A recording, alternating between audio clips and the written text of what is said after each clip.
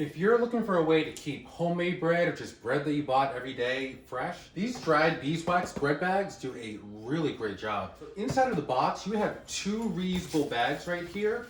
Inside of each bag, they have the liner of the beeswax itself. There's not an odor to it as well. You also have these liners here that you can use to wrap the bread as well.